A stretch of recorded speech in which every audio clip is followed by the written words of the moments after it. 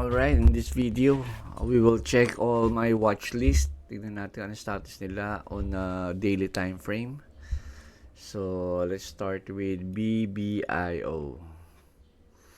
Okay, meron siyang higher lows. So, it's an uptrend. So, tignan natin kung magbabang siya dito. There's a possible ito previous resistance turn support.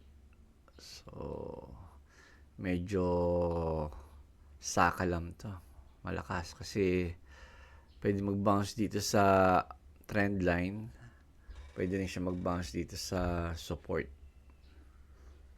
Okay, and then ang kanyang RSI is at 49.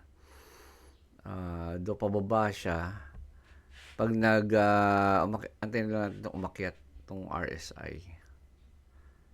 Okay, volume sloping downward, MACD pababa din. So let's wait, mukhang bababa pa to.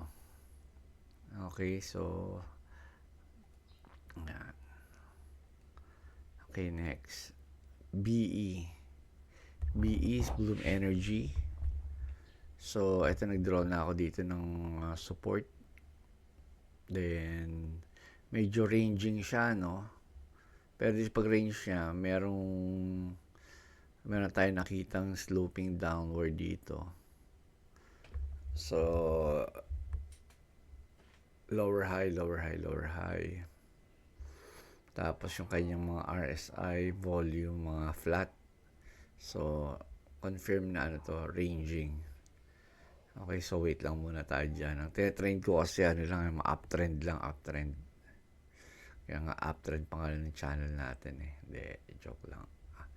AP trend. Okay, eto naman. Purahin na natin itong lumang drawing. Mukhang matibay itong support and resistance na to. There's a resistance here.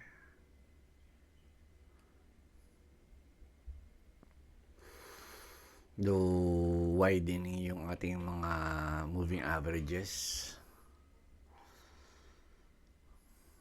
RSI natin pataas, volume pataas, though yung MACD pumipikit sa pahina dahil dito sa possible resistance na to. So ang gagawin natin, wait.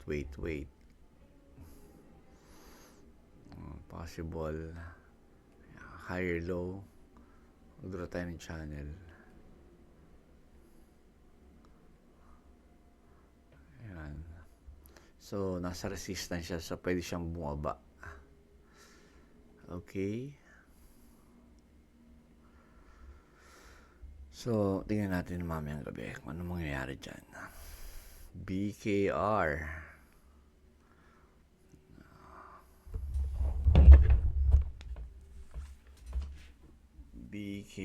higher low, medyo magandang pangitain. Tingnan natin kung gag-draw tayo ng channel. Dalawang beses tumama dito, so may possibility ng umangat, no? Yung kanyang RSI sloping upward, OBV do flat, medyo mahina siya. RSI natin pa sloping upward. So tingnan natin kung ano ito kanyang support. Alam niyo, na-observe ko parang pag previous resistance turn support mas matibay eh. So in this case parang ito resistance, ito ba support, tsaka yung maraming touches. Well, in this case parang ito yung ito yung mukhang resistance. Ayan, turn support, pero hindi niya na inaabot. So medyo malakas siya, no? in spite of kakabigay niya pala ng mga dividends. Announcement date January 30, 2025. X-day. Tapos na pala to nagkabigayan na, kaya yan babuelo na siya. Okay, so up ng aking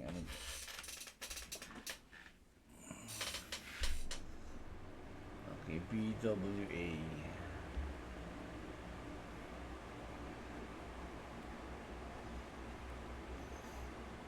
Okay, BWA, kita naman natin na downward, no? So, and wala tayong nakikitang malapit-lapit na kanyang pagbabouncean. Diba? So, pass muna tayo dyan. Ba't ako naglagay ng arrow up dyan?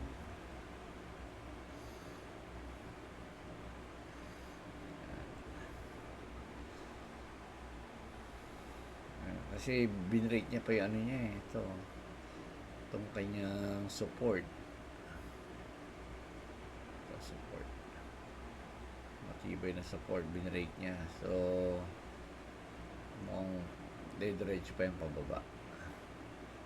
Okay, Borg Warner Incorporated.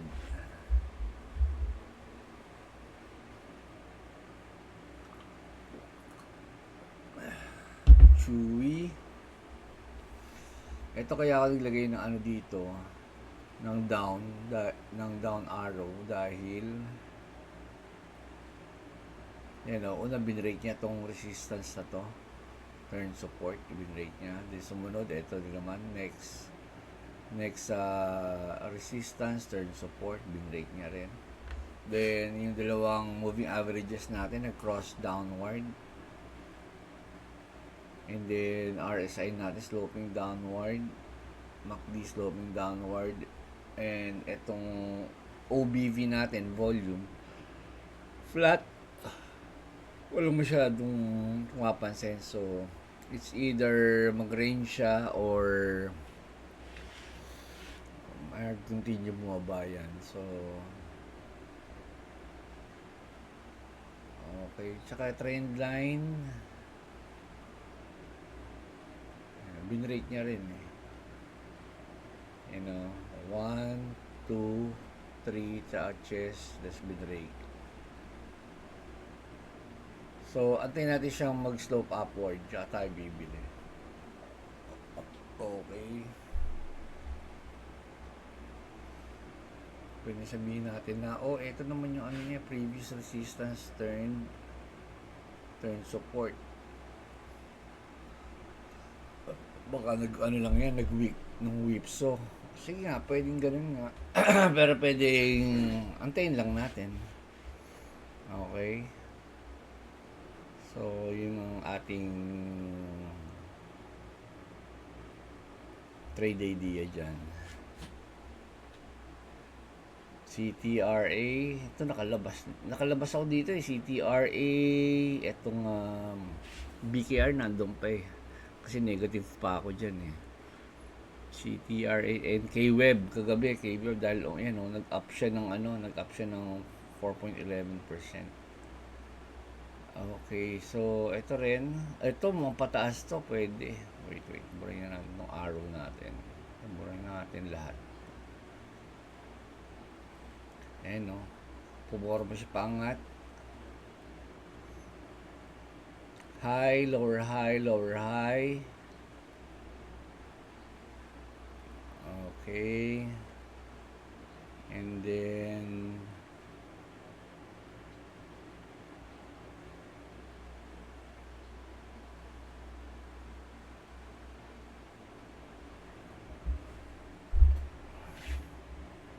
ito yung possible niya.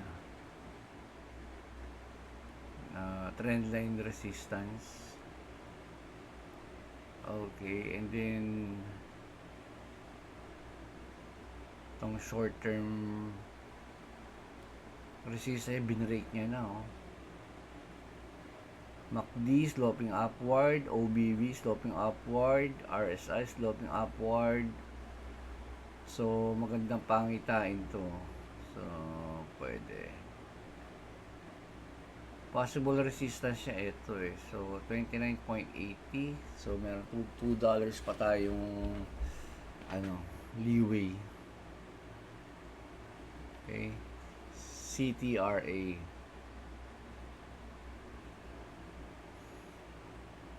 ADR, ito yung UFC. Wala, pababa siya. CTRA natin, ayan, prediction natin, aangat yan. Kasi it just broke the, itong trend line na to. Breakout. Nag-breakout siya. Okay. EQH.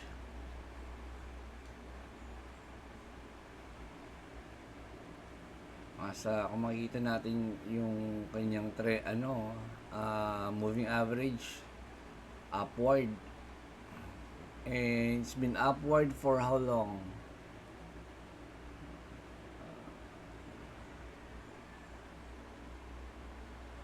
So for 500 days, almost a year.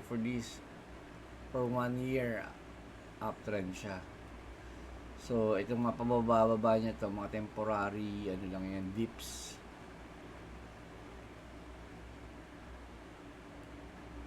So, nothing to worry about.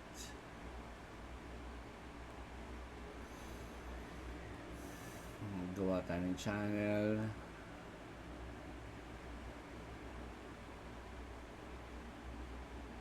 Pwede. May respect niya naman, no? Daming touches. 1, 2, 3, 4, 5, 6. Dami. Okay, so pwede yan.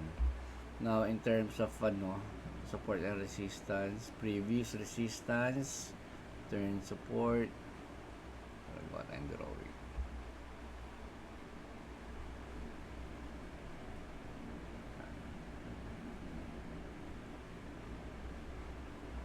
So, this is how it look like. Okay, MACD natin sloping upward. OBV pataas. RSI magbe-break na dito sa 50. Pagka-break niyan, let's buy. Ito pa yung possible resistance niya eh.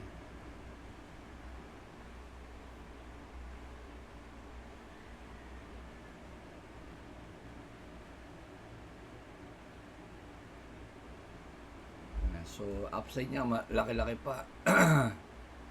So, kung bibili tayo dito, pwede pa tayong umangat ng 6.72%. So, kung okay sa inyo yun, go.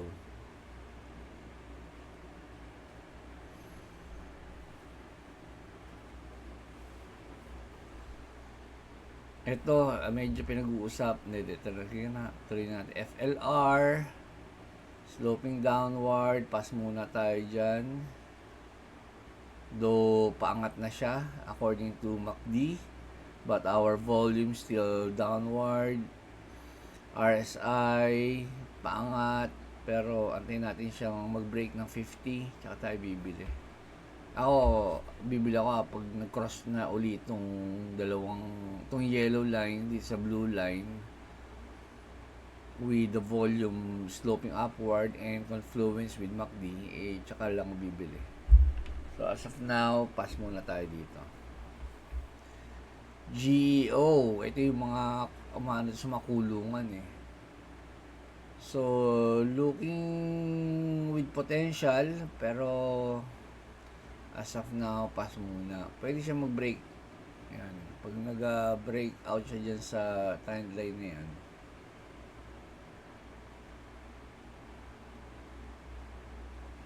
yan, pwede. But again, we don't trade mga downtrend. Ano, possible siya mong dito sa trend line na to. Dito sa support na to.